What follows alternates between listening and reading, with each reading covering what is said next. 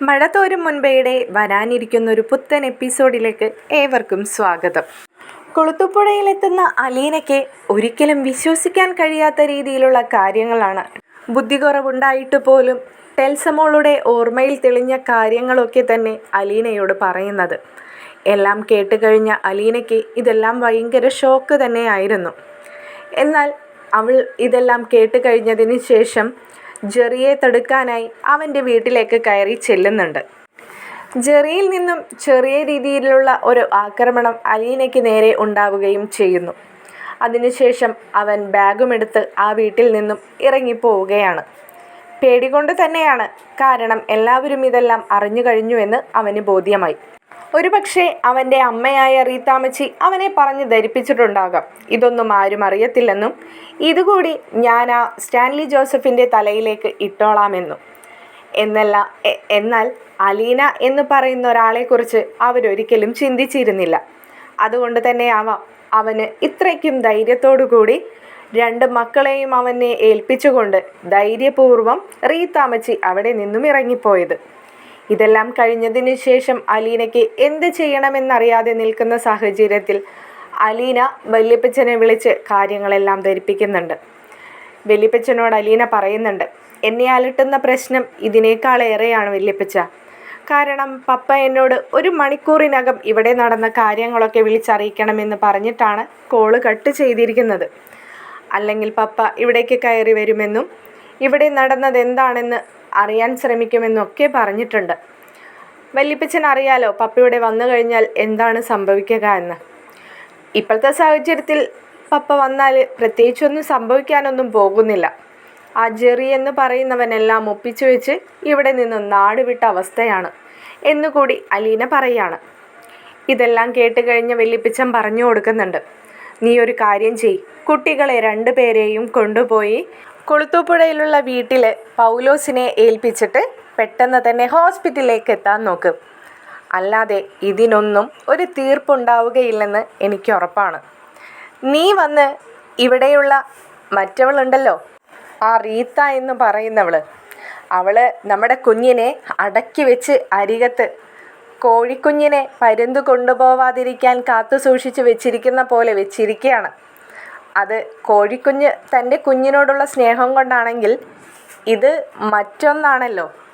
എന്തായാലും നീ വന്ന് ടാനിയ മോളോട് കാര്യങ്ങളൊക്കെ ചോദിച്ചറിയാൻ നോക്ക് എന്ന് പറഞ്ഞുകൊണ്ട് വല്യപ്പച്ചൻ കോള് കട്ട് ചെയ്യുന്നുണ്ട്. അലീന ഉടനെ തന്നെ ഒരു ഊബർ ബുക്ക് ചെയ്യുകയാണ്.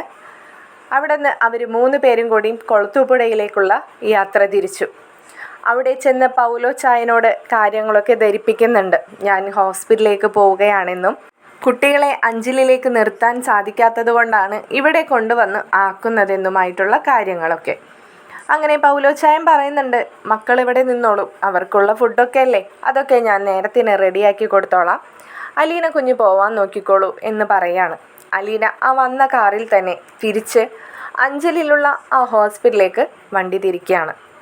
അധികം വൈകാതെ ഹോസ്പിറ്റലിലെത്തുന്ന അലീന നേരെ ചെല്ലുന്നത് തൻ്റെ പപ്പയെയും വല്യപ്പച്ചന് നിൽക്കുന്ന സ്ഥലത്തേക്ക് തന്നെയാണ്.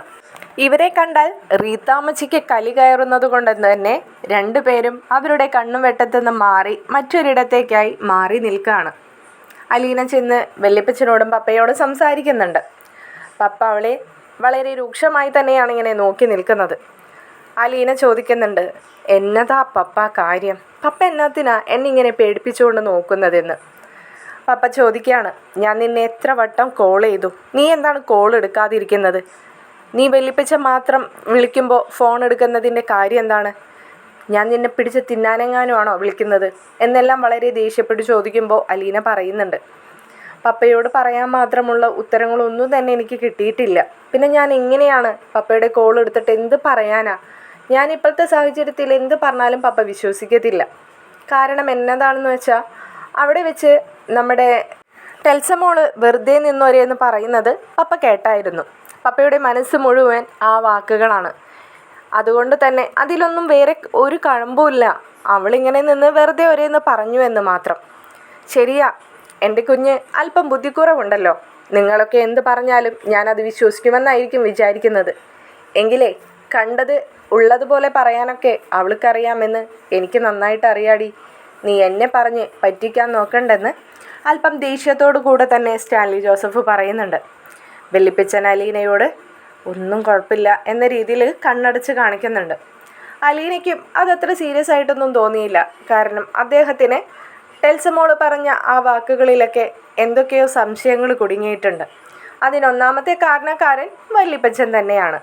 വല്യപ്പച്ചൻ ഒരിക്കൽ കൂടി അലീനയോട് പറയാണ്, നിങ്ങൾ രണ്ടുപേരും ഇവിടെ കിടന്നിങ്ങനെ തല്ലുണ്ടാക്കാതെ നീ പോയിട്ട് ആ ടാനിയ മോളെ മാറ്റി നിർത്തി അവിടെ എന്തൊക്കെയാണ് നടന്നതെന്ന് ചോദിച്ചറിയാൻ നോക്കുമെന്ന് പറയാണ്.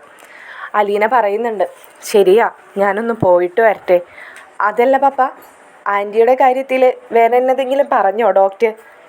നമുക്ക് ICUയിൽ നിന്നും മാറ്റാമെന്നോ അങ്ങനെ എന്തെങ്കിലും? ഇല്ല, രാവിലെ ഞാൻ കണ്ട് സംസാരിച്ചപ്പോൾ പിന്നെ വേറെ പ്രത്യേകിച്ചൊന്നും പറഞ്ഞില്ല. പറഞ്ഞ കാര്യങ്ങളൊക്കെ തന്നെയാണ് ഞാൻ നിന്നോട് പറഞ്ഞത്. അതിനുശേഷം ഡോക്ടർ വന്ന് ചെക്കപ്പ് ചെയ്തിരുന്നു എന്ന് തോന്നുന്നു. ഞങ്ങളാരും അകത്തേക്ക് പോയില്ല. പോകാൻ പറ്റിയ സിറ്റുവേഷൻ അല്ലല്ലോ. ആ റീത്ത എന്ന് പറയുന്ന സാധനം അവിടെ ഇരിക്കല്ലേ എന്ന് പറയാണ്. അതുകൊണ്ട് തന്നെ പപ്പ വളരെ അസ്വസ്ഥനാണെന്ന് മനസ്സിലാക്കിക്കൊണ്ട് അലീന വല്യപ്പച്ചനോട് പറയാണ്, വല്യപ്പച്ചൻ എൻ്റെ കൂടെ ഇവിടെ നിൽക്കുമോ?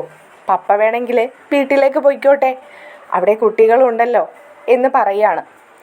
വല്യപ്പച്ചൻ പറയുന്നുണ്ട്, അതിനിപ്പോൾ എന്നതാ കുഴപ്പം, അവൻ പോണെങ്കിൽ പോയിക്കോട്ടെ. അപ്പോൾ സ്റ്റാൻലി ജോസഫിനും അത് കേട്ടപ്പോൾ വല്ലാത്തൊരു ആശ്വാസം തോന്നുകയാണ്. കാരണം ഈ ഹോസ്പിറ്റൽ അന്തരീക്ഷമൊന്നും അദ്ദേഹത്തിന് അത്ര ഇഷ്ടപ്പെടുന്നില്ല. അലീനയുടെ നിർബന്ധവും പിന്നെ ഇപ്പോൾ കുട്ടികളോടുള്ളൊരു വാത്സല്യ കൂടുതലും കൊണ്ട് മാത്രമാണ് ഈ ഹോസ്പിറ്റലിൽ ഇങ്ങനെ വന്നൊക്കെ നിൽക്കുന്നത്. എൽസമ്മയോടും ഒരു പകുതി മനസ്സ് മാത്രമേ ഇപ്പോഴും സ്റ്റാൻലി ജോസഫിന് വന്നിട്ടുള്ളൂ. അലീന അല്പം മുമ്പിലേക്ക് നടന്ന് നീങ്ങിയിട്ട് അവളുടെ അരികിലേക്കായി വല്യപ്പച്ചനെ വിളിക്കുന്നുണ്ട്. വല്യപ്പച്ചനോട് ചോദിക്കുകയാണ്, വല്യപ്പച്ച, പപ്പയെ ഇപ്പോൾ അവിടേക്ക് വിട്ട് കഴിഞ്ഞാൽ നമ്മൾ ഈ അറിഞ്ഞ കാര്യങ്ങളൊക്കെ ടെൽസമോള് എന്തായാലും പപ്പയോട് പറയും. അത് വലിയ വിഷയമാവത്തില്ലേ? ഇത് കേൾക്കുന്ന വല്യപ്പച്ചൻ അല്പമൊന്ന് ആലോചിച്ചു നിന്നതിന് ശേഷം പറയുകയാണ്, അത് അത്ര വലിയ വിഷയമായി മാറത്തില്ല. കാരണം എന്താണെന്ന് വെച്ചാൽ ഈ പറയുന്ന ജെറി താൽക്കാലികമായിട്ട് അവൻ നാട് വിട്ടിരിക്കുകയാണല്ലോ. അവനെ പെട്ടെന്നൊന്നും അന്വേഷിച്ച് നമ്മുടെ സ്റ്റാൻലി പോകത്തില്ലെന്ന് വിചാരിക്കാം. പിന്നെ സ്റ്റാൻലി പോയില്ലെങ്കിലും അവനൊരുപാട് കൈകളുള്ളതാ. അതൊക്കെ ഉപയോഗിച്ച് അവൻ്റെ ഒരുപാട് സുഹൃത്തുക്കൾ ഓരോ മേഖലയിലും വർക്ക് ചെയ്യുന്നവരാണ്. അവരെയൊക്കെ ഉപയോഗിച്ച് വേണമെങ്കിൽ ഈ പറയുന്ന ജെറിയെ കണ്ടുപിടിക്കാൻ അത്ര ബുദ്ധിമുട്ടൊന്നുമില്ല എന്നുകൂടി പറയുന്നുണ്ട് വല്യപ്പച്ചൻ. എന്നതായാലും പപ്പ ഇവിടെ നിന്നൊന്ന് മാറി നിൽക്കുന്നത് നല്ലതാണ് വല്യപ്പച്ച. പപ്പയോട് പൊയ്ക്കോളാൻ തന്നെ പറഞ്ഞു വല്യപ്പച്ചൻ.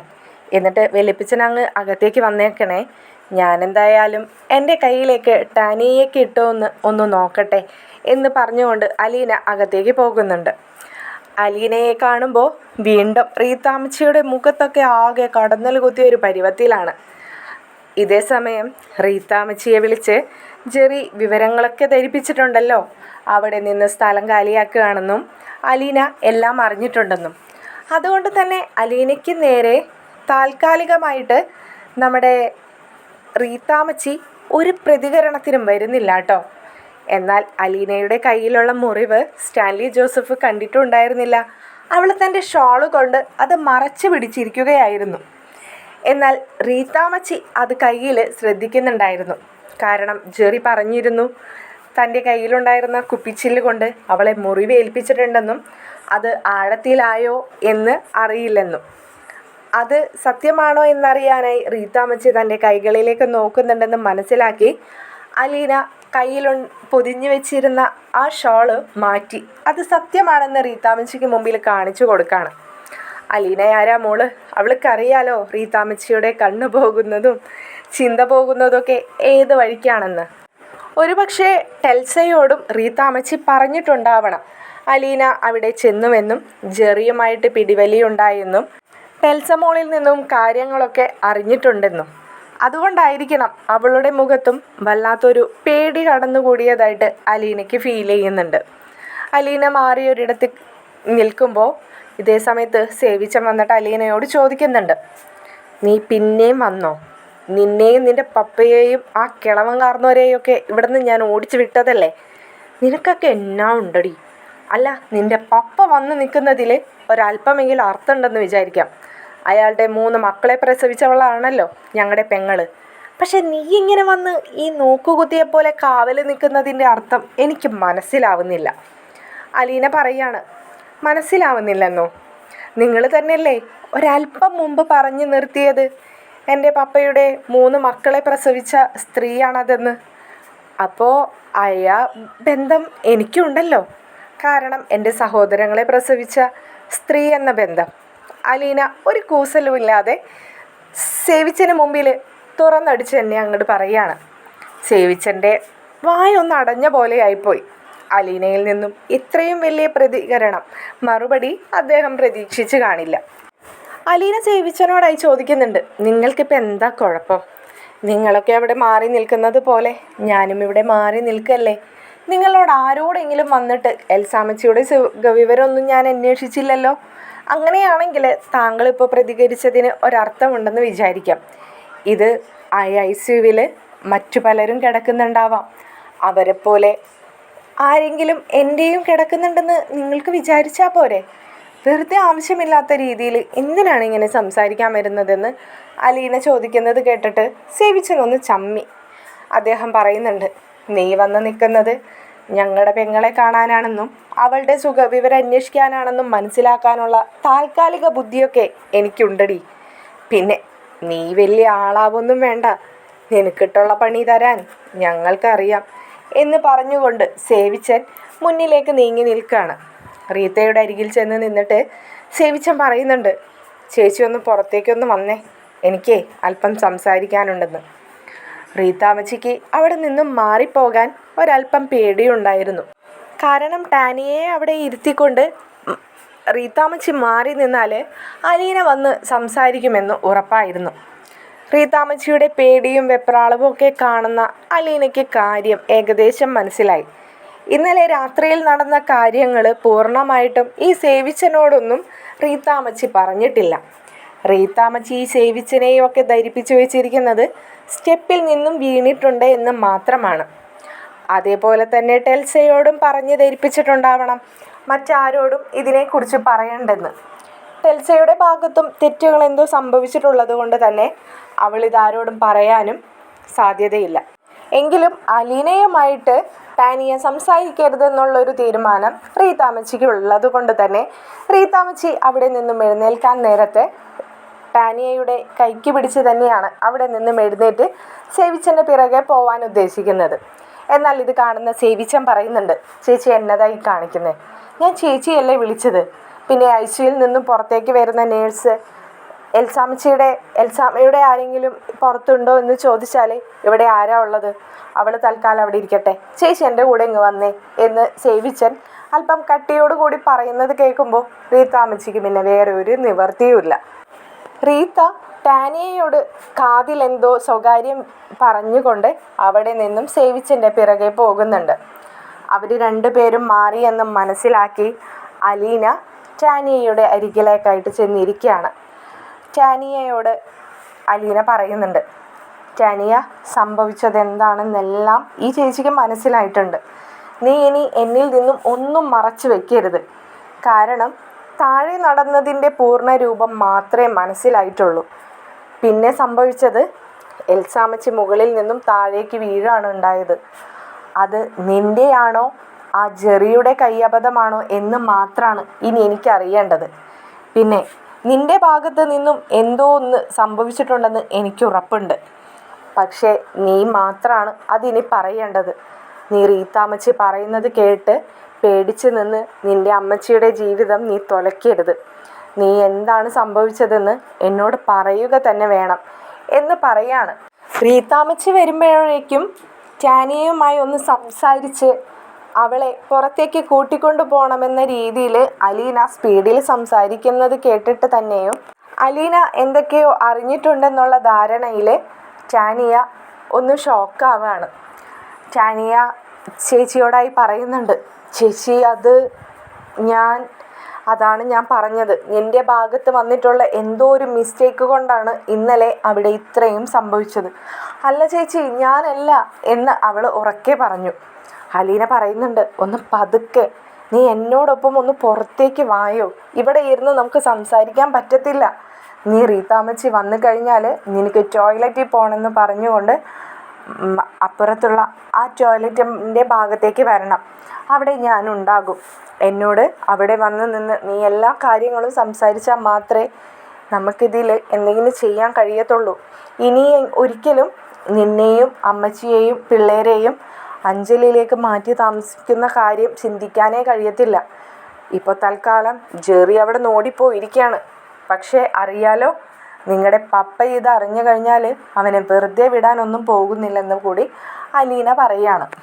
അലീന പുറത്തേക്ക് നോക്കിയപ്പോൾ റീത്ത സ്പീഡിൽ തിരിച്ചു വരുന്നത് കാണാണ്. അലീന പെട്ടെന്ന് ടാനിയയോട് പറയുന്നുണ്ട്, ഞാൻ അവിടേക്ക് പോവാണ്, അധികം വൈകാതെ തന്നെ നീ വന്നേക്കണമെന്ന് പറഞ്ഞുകൊണ്ട് അലീന പെട്ടെന്ന് അവിടെ നിന്ന് മാറിക്കളഞ്ഞു. എന്നാൽ ഇതേ സമയം റീത്താമ്മച്ചി സ്പീഡിൽ വന്ന് അവിടെ ഇരുന്നിട്ട് ചോദിക്കുകയാണ്, അവളിവിടെ പോയെന്ന്. ടാനിയ പറയുന്നുണ്ട്, ഞാൻ കണ്ടില്ല. സത്യമാണോ? നിന്നോട് അവൾ എന്തെങ്കിലും സംസാരിക്കാൻ വന്നോ? എന്നോടൊന്നും ചോദിച്ചില്ല റീത്താമ്മച്ചി. എനിക്ക് വാഷ്റൂം വരെ ഒന്ന് പോകണം. റീത്താമ്മച്ചി കൂടെ വരുമോ എന്ന് ചോദിക്കുന്നുണ്ട്. സേവിച്ചൻ വന്നിട്ട് പോയാൽ പോരെ? പറ്റത്തില്ല, എനിക്ക് അത്യാവശ്യമാണ്. എങ്കിലും നീ പോയിട്ട് പെട്ടെന്ന് വരാൻ നോക്ക്, ഞാനിവിടെ ഇരിക്കാം. അതല്ല, സേവിച്ചൻ വരികയാണെങ്കിൽ ഞാൻ വരാം.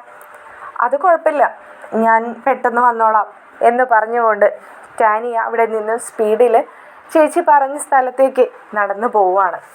അവിടെ ചെന്ന് നിൽക്കുമ്പോൾ അലീനയും അവിടെ ഉണ്ടായിരുന്നു. പെട്ടെന്ന് തൻ്റെ നിയന്ത്രണം വിട്ട പോലെ അലീനയെ അവൾ കെട്ടിപ്പിടിച്ച് കരയാണ്. ചേച്ചി സോറി, ഞാനല്ല പക്ഷേ അമ്മച്ചിയെ ഒന്നും ചെയ്തത്. പക്ഷേ എൻ്റെ ഭാഗത്ത് നിന്ന് വന്ന മിസ്റ്റേക്ക് കൊണ്ട് തന്നെയാണ് അമ്മച്ചിക്ക് ഈ അപകടം ഉണ്ടായതെന്ന് പറയുകയാണ്. അലീനയ്ക്ക് അപ്പോൾ ഇവൾ പറയുന്നതൊന്നും മനസ്സിലാവുന്നില്ല കേട്ടോ. അലീന ചോദിക്കുന്നുണ്ട്, എന്താണ് നിൻ്റെ ഭാഗത്തുനിന്ന് വന്നത്? നീ അറിയാതെ നിൻ്റെ കയ്യിൽ നിന്നും അമ്മച്ചി തെറിച്ച് വീണതാണോ? അതോ നീ തള്ളിയപ്പോൾ അറിയാതെ നീ മനഃപൂർവ്വം ചെയ്തു എന്നല്ല ചേച്ചി പറയുന്നത്. അപ്പോൾ ടാനിയ പറയുന്നുണ്ട്, ഇല്ല ചേച്ചി, എൻ്റെ കയ്യിൽ നിന്നല്ല, അത് അവനാണ്, ജെറിയാണ് എന്ന് അലീന പറഞ്ഞു. എനിക്കത് മനസ്സിലായി. കാരണം അല്ലായിരുന്നുവെങ്കിൽ അവനങ്ങനെ ഓടിപ്പോവേണ്ട കാര്യമില്ലല്ലോ. എന്താ ഉണ്ടായത് ടാനിയ? നീ ഉള്ളതുപോലെ എന്നോട് തുറന്ന് പറയ്. ചേച്ചി, റോണി എന്ന് പറയുന്ന ഒരു പയ്യനുമായിട്ട് ഞാൻ ഇഷ്ടത്തിലാണ്. അലീന അപ്പോൾ അതിനൊന്നും തിരിച്ച് പറയുന്നില്ല കേട്ടോ. കാരണം ഫുള്ള് അവളിൽ നിന്നും അറിയണമല്ലോ എന്ന് കരുതിയിട്ട് തന്നെ. വീണ്ടും ടാനിയ തുടരുകയാണ്, ഞങ്ങൾ തമ്മിലുള്ള ഇഷ്ടം തുടങ്ങിയിട്ട് 2 വർഷത്തോളമായി. ഇതെല്ലാം അറിഞ്ഞിട്ട് ഒരിക്കൽ ജെറിച്ചേട്ടൻ എനിക്ക് വാണിംഗ് തന്നതാണ്, അവനോട് മിണ്ടാൻ പാടില്ല, സംസാരിക്കാൻ പാടില്ല എന്നൊക്കെ പറഞ്ഞുകൊണ്ട്. ഇനി ഇങ്ങനെ ഉണ്ടായാൽ മാത്രം വീട്ടിൽ പോയി പറയും, പ്രശ്നമുണ്ടാക്കുമെന്നൊക്കെ പറഞ്ഞുകൊണ്ട്. ചേച്ചിക്ക് അറിയാലോ ജെറിച്ചേട്ടൻ്റെ സ്വഭാവം. ജെറിച്ചേട്ടൻ എന്നെയും അവളെയും ഒക്കെ കാണുന്നത് നല്ല രീതിയിലൊന്നുമല്ല. അയാൾക്ക് അയാളുടെ കാര്യങ്ങൾ നടക്കാൻ ഞങ്ങളെ ചേച്ചിക്ക് അറിയാവുന്നതല്ലേ എന്ന് പറയുന്നുണ്ട്. അലീന പറയാണ്, അതൊക്കെ എനിക്ക് അറിയാവുന്ന കാര്യം തന്നെയാണല്ലോ ടാനിയ, നീ ഇപ്പോൾ സംഭവിച്ചത് പറയ്. ചേച്ചി, ഇന്നലെ ഉച്ചയ്ക്ക് ഞാനും റോണിയും കൂടി പാർക്കിൽ സംസാരിച്ചു കൊണ്ട് നിൽക്കുന്നത് ജെറിച്ചേട്ടൻ കണ്ടായിരുന്നു. ജെറിച്ചേട്ടൻ അവിടെ വന്ന് നിന്ന് റോണിയുമായിട്ട് അടിപിടിയുണ്ടായി. അതിൽ എനിക്ക് റോണിയെ ആ സമയത്ത് സേഫ് ചെയ്യാനാണ് എനിക്ക് തോന്നിയത്. റോണിയും ജെറിച്ചേട്ടനും കൂടി അവിടെ കിടന്ന് വല്ലാതെ വഴക്കായി. പക്ഷേ റോണിയോട് ഇതുവരെ എന്നോട് ജെറിച്ചേട്ടൻ മോശമായി സംസാരിക്കുന്നതോ അല്ലെങ്കിൽ പെരുമാറുന്നതോ ആയിട്ടുള്ള രീതിയിലൊന്നും ഞാൻ പറഞ്ഞിട്ടില്ല, അവനിനി അത് കേട്ട് ദേഷ്യം തോന്നാതിരിക്കാൻ വേണ്ടി. പക്ഷേ ചേച്ചി, ഇന്നലെ അവിടെ കിടന്നുകൊണ്ട് ജെറിച്ചേട്ടൻ തീരെ മാനേഴ്സ് ഇല്ലാത്ത രീതിയിലാണ് റോണിയോട് സംസാരിച്ചു കൊണ്ടിരുന്നത്. എന്നെ യൂസ് ചെയ്യാണ്, എന്നെ എന്തൊക്കെയാണ് പറഞ്ഞു കൂട്ടിയെന്ന് എനിക്കിപ്പോൾ ഓർമ്മയില്ല. അതൊക്കെ ജെറിച്ചേട്ടൻ പറയുന്നത് കേട്ടപ്പോൾ എൻ്റെ നിയന്ത്രണം വിട്ടുപോയി ചേച്ചി. അവിടെ കിടന്ന് മറ്റുള്ളവരാരൊക്കെയോ എന്തൊക്കെയോ കേൾക്കുന്ന രീതിയിൽ ഞാൻ എന്തൊക്കെയോ വിളിച്ച് പറഞ്ഞു. എന്നെയും എൻ്റെ അനിയത്തിയെയും യൂസ് ചെയ്യുന്നത് നിങ്ങളല്ലേ, ഞങ്ങളെ ചീത്തയാക്കിക്കൊണ്ടിരിക്കുന്നത് നിങ്ങളല്ലേ, അങ്ങനെ എന്തൊക്കെയോ ഞാൻ വിളിച്ച് പറഞ്ഞു എന്ന് ഇങ്ങനെ കരഞ്ഞുകൊണ്ട് തന്നെ പറയുകയാണ് കേട്ടോ ടാനിയ. ഇത് കേൾക്കുന്ന അലീനയ്ക്കും ആകെ ഷോക്കായി. കാരണം റോണി കേൾക്കലേയും മറ്റ് ഒന്ന് രണ്ട് സുഹൃത്തുക്കളൊക്കെ കേൾക്കലെ ഇങ്ങനെയൊക്കെ വിളിച്ച് പറയുമ്പോൾ ഇവളെയും കൂടി മറ്റുള്ളവരുടെ മുമ്പിൽ ഒരു മോശക്കാരിയായി മാറുകയല്ലേ എന്നൊക്കെ ചിന്തിച്ചു പോയി അലീനയ്ക്ക്. എന്നാൽ ഇത് കേട്ട റോണിക്ക് ഒട്ടും തന്നെ സഹിക്കാൻ കഴിഞ്ഞില്ല. ജെറി അവിടെ കിടന്ന് സ്വയം ന്യായീകരിക്കാൻ ഒരുപാട് ശ്രമിച്ചു ചേച്ചി. എന്നിട്ട് എൻ്റെ മുഖത്തിട്ട് ഞാൻ അനാവശ്യം പറഞ്ഞുണ്ടാക്കുകയാണെന്നുള്ള രീതിയിൽ എന്നെ മുഖത്തിട്ട് അടിച്ചു. നീ അങ്ങ് വീട്ടിലേക്ക് വായോ, നിനക്കുള്ളത് വെച്ചിട്ടുണ്ടെന്ന് പറഞ്ഞുകൊണ്ടാണ് അവിടെ നിന്നും പോയത്. പിന്നെ പുള്ളിക്കാരൻ എന്തൊക്കെയോ വലിച്ചു കയറ്റുകയോ എന്തൊക്കെയോ ഡ്രഗ്സോ മദ്യപിക്കുകയോ എന്തൊക്കെയോ ചെയ്തിട്ടാണ് വീട്ടിലേക്ക് ആ സമയത്ത് കയറി വന്നത്. ഞാൻ വീട്ടിലേക്ക് കയറി ചെല്ലുമ്പോൾ ഞാൻ പ്രതീക്ഷിച്ചത് റീത്താമ്മച്ചിയോടും എൽസാമ്മച്ചിയോടും എല്ലാം പറഞ്ഞിട്ട് എനിക്കുള്ള പണിയുമായിട്ട് കാത്തിരിക്കുകയായിരിക്കുമെന്നാണ്. പക്ഷേ അങ്ങനെയായിരുന്നില്ല സംഭവം. ഞാൻ വീട്ടിലെത്തി കുറച്ച് സമയങ്ങൾക്ക് ശേഷമാണ് വീട്ടിലേക്ക് കയറി വന്നത്. വീട്ടിലേക്ക് കയറി വന്നിട്ടുള്ള കാര്യമാണ് ചേച്ചിയോട് ടെൽസമ്മോൾ പറഞ്ഞത്. എന്നെ നേരെ ചൊവ്വേ വളർത്തുന്നില്ല, കണ്ടവൻ്റെ കൂടെ അഴിഞ്ഞാടി വിട്ടിരിക്കുകയാണെന്ന് പറഞ്ഞുകൊണ്ട് അമ്മച്ചിക്ക് നേരെ ചെന്നു. അമ്മച്ചി അവനോട് പ്രതികരിച്ചപ്പോൾ അമ്മച്ചിയെ അവൻ തള്ളിയിട്ടു. പക്ഷേ ആ സമയത്ത് അമ്മച്ചി സോഫയിലാണ് വീണത്. ഞാൻ മുകളിൽ നിന്ന് എല്ലാം കാണുന്നുണ്ടായിരുന്നു. എന്നെ അരികിലേക്ക് ഓടിക്കയറി എൻ്റെ മുടിക്കുത്തിന് പിടിച്ച് വലിച്ചിട്ട് എന്നെ ചെമരുമൽക്ക് എന്നെ തള്ളിയിട്ടു. എൻ്റെ മുഖത്തിട്ട് ഒരുപാട് അടിച്ചു. എന്നെ എന്തൊക്കെയോ ചെയ്തു കൂട്ടി ചേച്ചി. എനിക്ക് ഒട്ടും പ്രതികരിക്കാൻ കഴിഞ്ഞില്ല. ഞാൻ അലമുറയിട്ട് കരയുകയാണ് ചെയ്തത്. അവിടെ നിന്നും റീത്താമ്മച്ചിയും കേട്ടിട്ടാണ് ഓടി വന്നതെന്നാണ് പറഞ്ഞത്. സത്യാവസ്ഥ എനിക്കറിയില്ല ചേച്ചി. റീത്താമ്മച്ചി എല്ലാം അറിഞ്ഞിട്ടാണോ അവിടേക്ക് ജെറിച്ചേട്ടൻ കയറി വന്നതെന്നൊന്നും. എന്നാൽ എൻ്റെ കരച്ചിൽ കേട്ടിട്ട് എൽസാമ്മച്ചിയാണ് ആദ്യം മുകളിലേക്ക് വരുന്നത്. എൽസാമ്മച്ചി അവനെ എന്നിൽ നിന്നും പിടിച്ചു മാറ്റാൻ ഒരുപാട് ശ്രമിച്ചു. എൽസാമ്മച്ചി മുകളിലേക്ക് വരുമ്പോൾ ജെറിച്ചേട്ടൻ എൻ്റെ കഴുത്തിന് കുത്തിപ്പിടിച്ച് നിൽക്കുന്നതാണ് കാണുന്നത്. എന്നയിൽ നിന്നും ജെറിച്ചേട്ടനെ വേർപെടുത്താനായിട്ട് എൽസാമ്മച്ചി ഒരുപാട് ശ്രമിക്കുന്നതിനിടയിൽ എൽസാമ്മച്ചിയുടെ കഴുത്തിന് കയറി പിടിച്ചു ജെറിച്ചേട്ടൻ. എന്നിട്ടാണ് ജെറിച്ചേട്ടൻ വീണ്ടും പറഞ്ഞത്, അമ്മച്ചിയും മക്കളും കൂടി അഴിഞ്ഞാടി മോശപ്പെട്ട രീതിയിൽ നടക്കുകയാണെന്നും അതിനൊക്കെ കൂട്ടു നിൽക്കുന്നത് സ്വന്തം അമ്മ തന്നെയാണെന്നൊക്കെ പറഞ്ഞുകൊണ്ട് അമ്മച്ചിയെ കുരക്കിനെ കുത്തിപ്പിടിച്ചു. ഇത് കണ്ട് ഞാൻ ജെറിച്ചേട്ടനെ അമ്മച്ചിയിൽ നിന്നും വേർപെടുത്താൻ ശ്രമിക്കുന്നതിനിടയ്ക്കാണ് അമ്മച്ചിയെ പിടിച്ച് താഴേക്ക് മനഃപൂർവ്വം തന്നെയാണ് ജെറിച്ചേട്ടൻ തള്ളിയിട്ടത്. എന്നാൽ ഇത് കണ്ട് ഞാൻ പിന്നാലെ ഓടിച്ചെന്നപ്പോഴേക്കും അവിടെ റീത്താമ്മച്ചിയും കയറി വരുന്നത് കാണുന്നത്. പിന്നെ ജെറിച്ചേട്ടനെ ഞാൻ കണ്ടിട്ടില്ല. ടെൽസമ്മോളുടെ മുമ്പിലേക്ക് തന്നെയാണ് അമ്മച്ചി ചെന്ന് വീഴുന്നത്. പക്ഷേ അമ്മച്ചി ആ സ്റ്റെപ്പിലെവിടെയോ തട്ടിയിട്ടാണ് താഴേക്ക് വീണത്. അല്ലായിരുന്നുവെങ്കിൽ അമ്മച്ചിയെ നമുക്ക് തിരിച്ച് കിട്ടത്തില്ലായിരുന്നു ചേച്ചി. ആ കാര്യത്തിൽ എനിക്ക് ഉറപ്പാണ്. അങ്ങനെയാണ് അവൻ അമ്മച്ചിയോട് ചെയ്തത്. പിന്നെ നീ എന്തുകൊണ്ടാണ് ടാനിയ ഇത്രയും സമയമായിട്ടും ഒരാളോടും ഇതൊന്നും പറയാതെ മിണ്ടാതെ ഇങ്ങനെ ഇരിക്കുന്നത്? അലീനയോട് കണ്ണുകളൊക്കെ തുടച്ചുകൊണ്ട് ടാനിയ പറയാണ്, ഞാൻ കാരണം ഇതിൽ റോണി പെടാൻ പാടില്ല ചേച്ചി. പിന്നെ അത് മാത്രമല്ല, ഞങ്ങളെ ഇത്രയും കാലം നോക്കി സംരക്ഷിച്ചു എന്നതിൻ്റെ പേരിൽ റീത്താമ്മച്ചിയും മക്കളും ഈ കേസിൽ പെടാൻ പാടില്ല. അതുകൂടി ഞാൻ ചിന്തിച്ചു പോയി. അത് മാത്രമാണോ നീ ചിന്തിച്ചത്? നിന്നെന്തൊക്കെയോ പറഞ്ഞ് റീത്താമ്മച്ചി ഭീഷണിപ്പെടുത്തി വെച്ചിരിക്കുകയല്ലേ? നീ സത്യം പറ, നിന്നെ എന്തുകൊണ്ടാണ് റീത്താമ്മച്ചി ഇങ്ങനെ അടക്കി പിടിച്ച് കൊണ്ട് നടക്കുന്നത്? എന്നോട് മറ്റൊന്നും പറഞ്ഞിട്ടില്ല. എന്നോട് പറഞ്ഞത് ഞാൻ കാരണമാണ് ഇത്രയൊക്കെ സംഭവിച്ചതെന്ന് മാത്രമാണ്. അല്ലാതെ എന്നോടൊന്നും പറഞ്ഞില്ല. അപ്പോൾ നിനക്കൊരു കാര്യം മനസ്സിലായില്ലേ? ജെറി പോയി റീത്താമ്മച്ചിയോട് കാര്യങ്ങളൊക്കെ പറഞ്ഞതിന് ശേഷമാണ് നിൻ്റെ അടുത്തേക്ക് വന്നിട്ടുള്ളത്. ജെറിയുടെ ആ സിറ്റുവേഷൻ, അവൻ നിങ്ങളുടെ വീട്ടിലേക്ക് കയറി വന്ന അവസ്ഥ വളരെ മോശമാണെന്ന് അറിഞ്ഞുകൊണ്ട് തന്നെയല്ലേ റീത്താമ്മച്ചി അവനെ അവിടേക്ക് പറഞ്ഞു വിട്ടത്. അപ്പോൾ ഈ കാര്യത്തിലൊക്കെ റീത്താമ്മച്ചിക്കും പങ്കുണ്ടെന്ന് തന്നെയല്ലേ വിശ്വസിക്കേണ്ടത്? നിനക്ക് എന്താ അതൊന്നും മനസ്സിലാവാത്തത്? നീ ഒരാളെ പ്രണയിച്ചു, അതിത്ര വലിയ തെറ്റൊന്നുമല്ല. അതൊക്കെ ചോദിച്ച് അങ്ങനെ ഒരു പ്രണയബന്ധത്തിൽ നിന്നും നിന്നെ വേർപെടുത്തി കൊണ്ടുപോരേണ്ടത് ഒരു സഹോദരൻ എന്ന നിലയ്ക്ക് അവൻ്റെ ഉത്തരവാദിത്തം തന്നെയാണ്. പക്ഷേ ഒരു സഹോദരൻ എന്ന നിലയ്ക്കാണെങ്കിൽ മാത്രം ഇത് അവനെ അതിലും ഉൾക്കൊള്ളാൻ പറ്റത്തില്ല. അപ്പോൾ നിൻ്റെ കാര്യത്തിൽ അവൻ ആവശ്യമില്ലാതെ ഇടപെട്ട് പ്രശ്നം ഉണ്ടാക്കല്ലേ ചെയ്തത്. എന്നിട്ട് കഷ്ടം തന്നെ, അമ്മച്ചി മരിക്കാൻ കിടക്കുമ്പോഴും നീ അവരെ സംരക്ഷിക്കാൻ നോക്കുന്നു. എന്താണ് ടാനിയ ഞാൻ ഇതിൽ നിന്നൊക്കെ മനസ്സിലാക്കേണ്ടത്? ഞാൻ എന്താണ് മനസ്സിലാക്കേണ്ടത്? നിന്നെ പ്രസവിച്ച സ്ത്രീയാണ് അവിടെ ICUയിൽ ഇത്രയും മോശപ്പെട്ട അവസ്ഥയിൽ കിടക്കുന്നത്. നീ അറിഞ്ഞില്ലേ നിൻ്റെ അമ്മച്ചിയുടെ അവസ്ഥ? അവർ ഈ അടുത്ത കാലത്തൊന്നും അവരുടേതായ കാര്യങ്ങൾ ചെയ്യാൻ പറ്റത്തില്ലെന്ന്, കിടന്ന കിടപ്പായിരിക്കുമെന്ന്. നീ നോക്കൂ അവരെ, നീ പൊന്നുപോലെ നോക്കുമെന്നാണ് ഞാൻ ചോദിക്കുന്നത്. കഷ്ടം തന്നെ.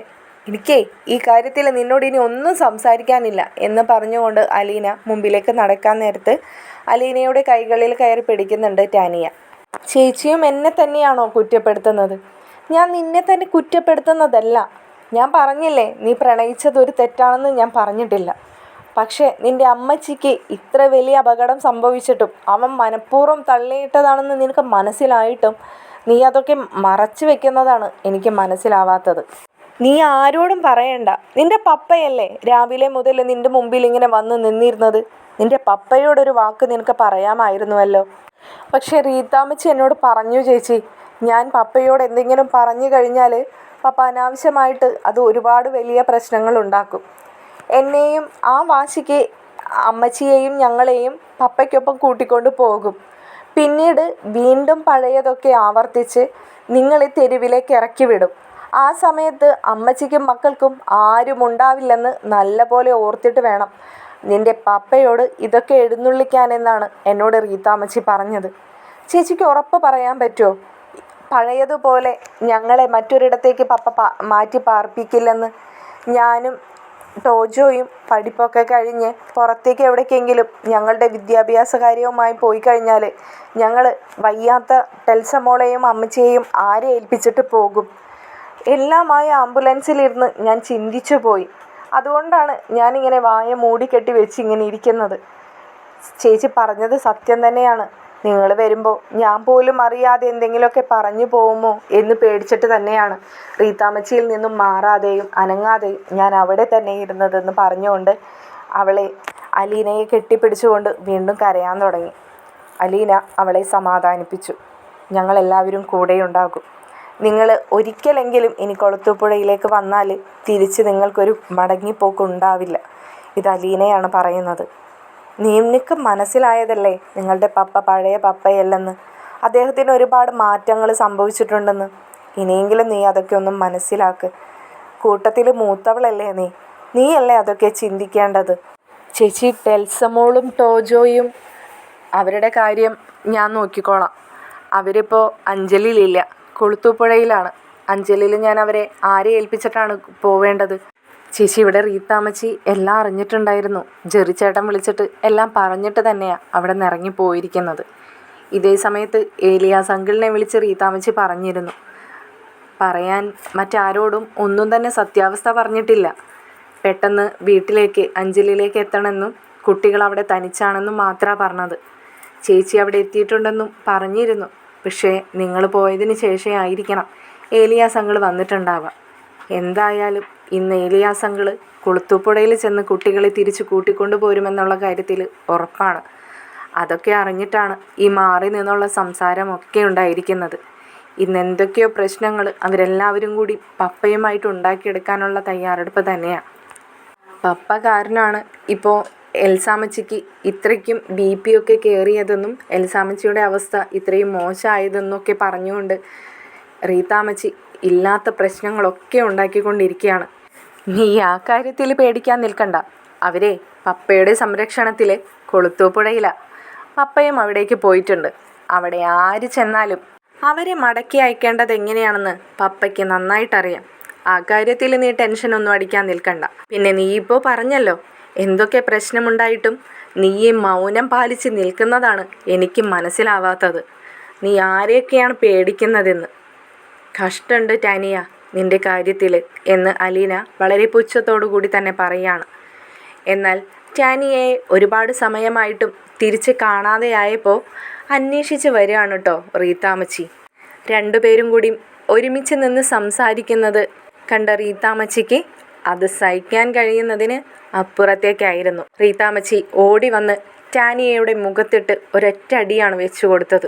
തുടർന്നുള്ള എപ്പിസോഡുമായി മറ്റൊരു വീഡിയോയിലൂടെ കാണുന്നതായിരിക്കും. നിങ്ങൾക്ക് ഈ ചാനലും വീഡിയോസും ഇഷ്ടപ്പെടുന്നുണ്ടെങ്കിൽ ഹൈപ്പ് ചെയ്ത് സപ്പോർട്ട് ചെയ്യാനും ചാനൽ സബ്സ്ക്രൈബ് ചെയ്യാനും മറക്കരുതേ.